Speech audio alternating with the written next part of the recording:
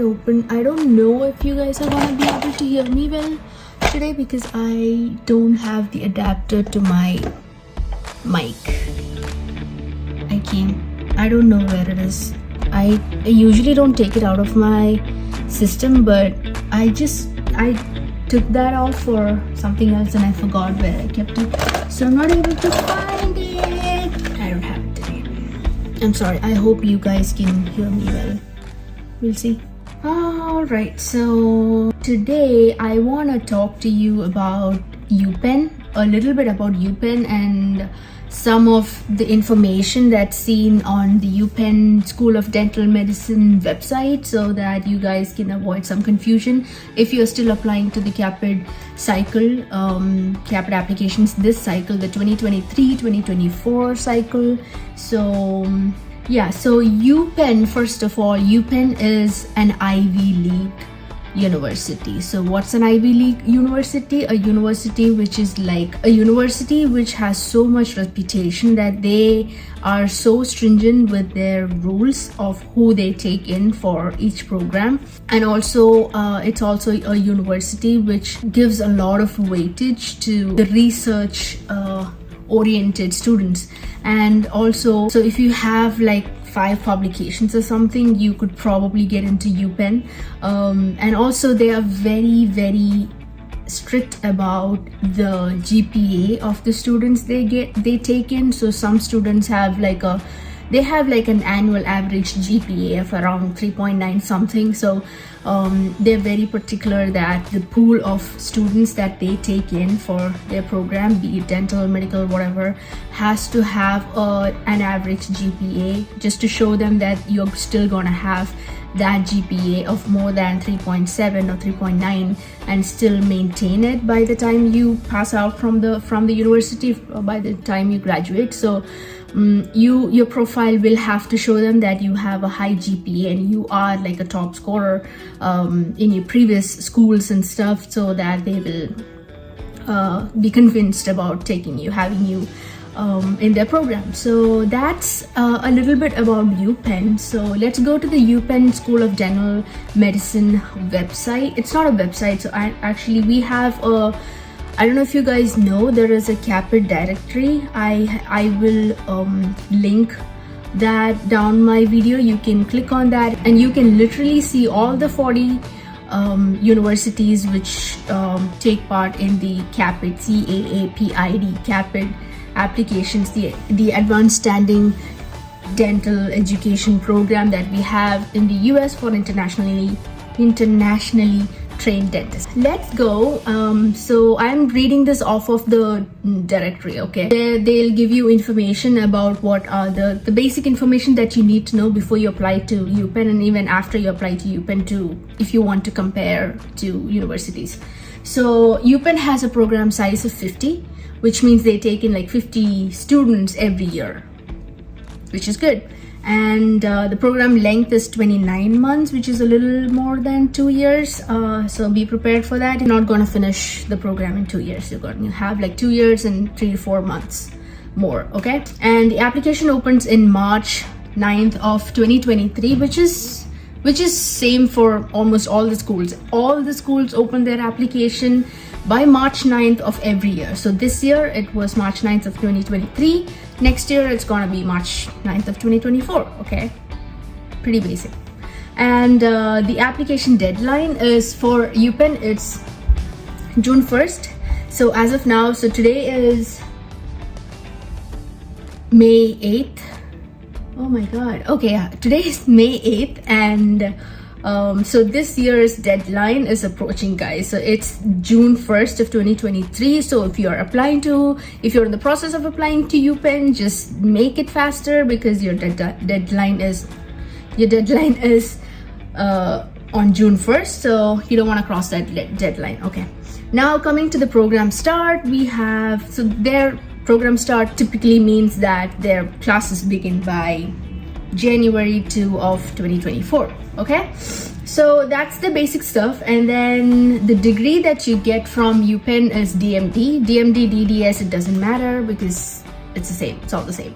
So, and coming to the supplemental application, So in the CAAPID directory, they have mentioned if there is a supplemental application or not. So they don't give you questions there. They just say if you have, just so you expect what to expect from U.Penn when you apply to U.Penn. So here it says that they have a supplemental application, which they have, which I know because I applied to U.Penn. So they do have a supplemental application and they do have a supplemental application fee. Hold on, I forgot what the fee was for U.Penn. I'm not sure. Oh my god, I'll have to check that and I'll give it to you guys. Let me see.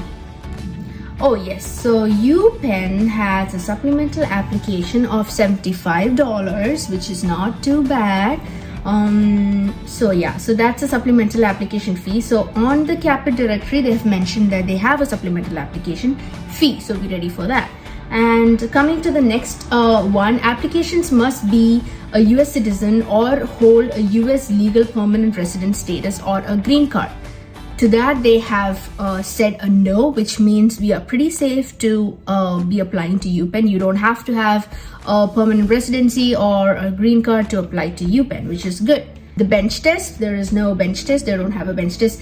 This, I am talking about what they have given in the directory for this year, okay, for 2023. I don't know if they might change it in 2024, saying they want to do a bench test or something. So I have no clue about that. I'm just talking about what I see now, just to give you guys an insight now. Okay, so I have sniffles. Okay, so bench, disgusting. So bench test, no bench test. They accept NBDE and INBDE, which we all know. And there is one particular important information that they provide. They say that when it comes to residency status, Penn Dental Medicine is only accepting applications from those students who currently reside in the US or Canada and hold a valid visa status to reside, study, or work in the US. So I don't know if that's going to be like negatively affecting students from India, I mean, or whichever country you are applying from. If you're not in the US right now, I don't know if that's a problem. I don't know if you know someone who's gotten into U.Penn who was applied from India or from Nigeria or some other countries and not like currently residing in the US, please let me know, because I don't know. This is what they say, that you have to be in the US or Canada right now and hold a valid visa for residency. So it could be like a student visa, it could be like me, like because I'm on a student visa because I am just graduating from my MPH program in the US, so that's valid. And I think even dependent visas and J1, I mean, I don't know, J1, I'm not sure. I don't think the tourist visas apply to this, but all the other visas where you can like legally stay in the US, if you hold that status, I think you're good to go. Letters of evaluation. This is exactly why I thought of making this video, and then I thought, let me just throw in some more information about U.Penn before I say all that. So coming to the letters of recommendation, and this is mainly to people who have done their masters like me, because I did endodontics back in India. So I have letters. I can decide if I want to take like my letters from my dean of my master's university, or in college, or my undergrad. So what I did was, they did mention that the letters of evaluation must come from the dean or the director of the applicant's dental school on a letterhead, stationery with signature. One letter must come from a faculty member of the same institution on the letterhead, stationery with signature. I really don't understand what's stationery there. I'm bad, okay, with certain words, okay. And then the third one is, one letter comes from a faculty member, dental professional, or a work supervisor, anybody else, which is fine.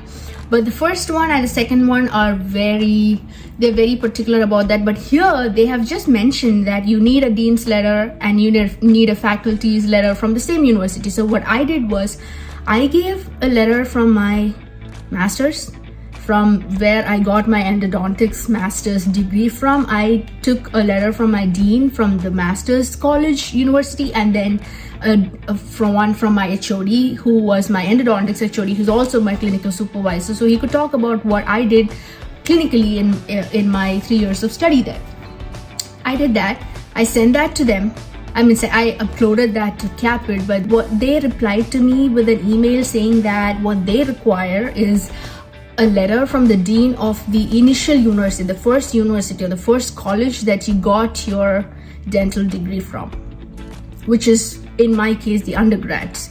So I was like, oh my god, do I have time to do this? Because I had already I've already applied to all the universities, and so I didn't have the time. I still don't have that. I'm in the process of doing that. So I had to reach out to my undergrads dean, and which is like years ago. Like I did my undergrads like so long back. I don't know. So one of the professors who was my professors is the dean right now, which is good because he knows me.